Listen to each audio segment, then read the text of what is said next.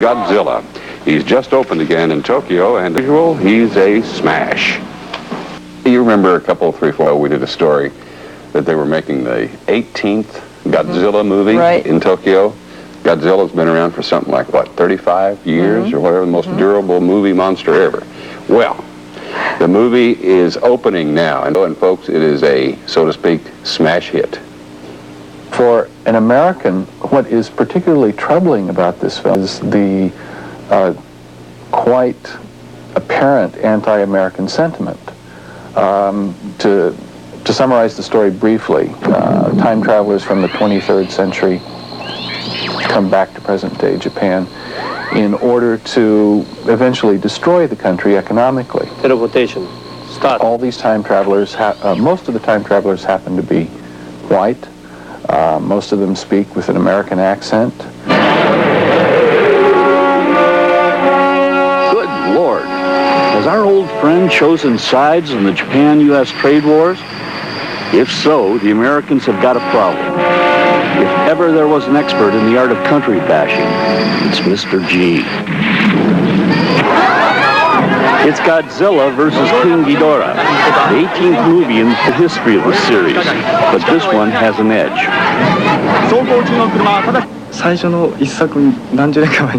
In old Godzilla films, they dealt very superficially with social and political ideas. I am quite dissatisfied with the way they portray these ideas in old films as well as this one. Why don't they just decide whether to make a light entertainment or a social commentary? It's in to be entertained. Would never try to link Godzilla with serious issues like international trade.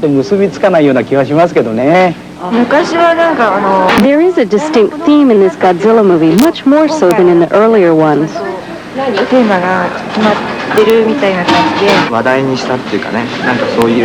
I think they made good use of the topical issue of the global economic situation.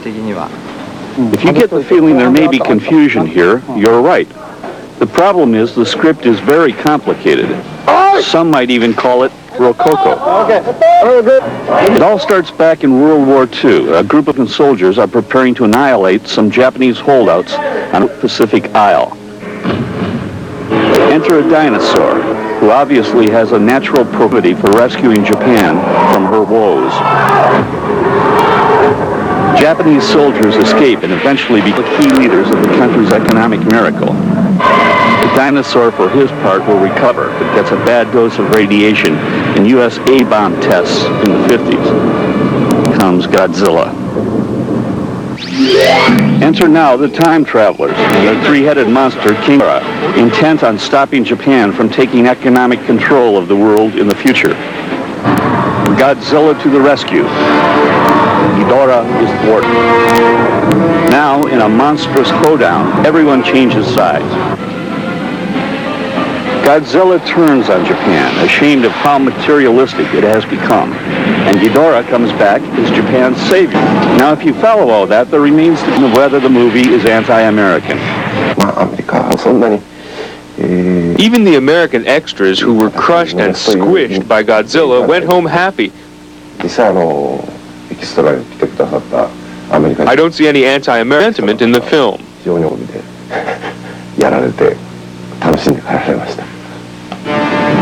Well, then, if it's not international politics, just what makes Godzilla tick, and stomp, and screech, and rip? We're talking about motivation here. Where Godzilla has really been big is in what we call the ancillary market, Godzilla-related toys and games and so forth. To give an example, in 1985,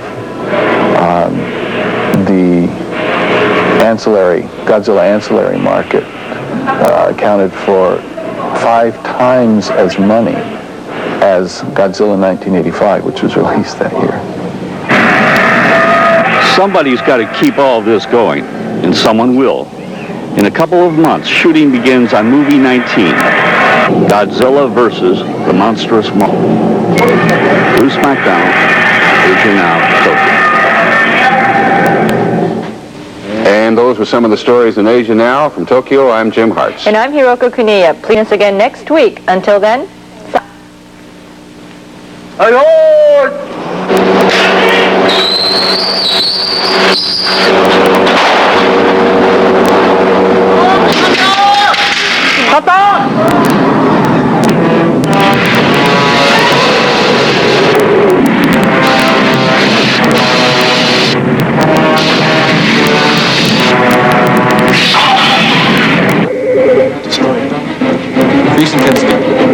我々がキングゲジラを動かす限りどんなに強大になろうかゴジラは勝てぬ。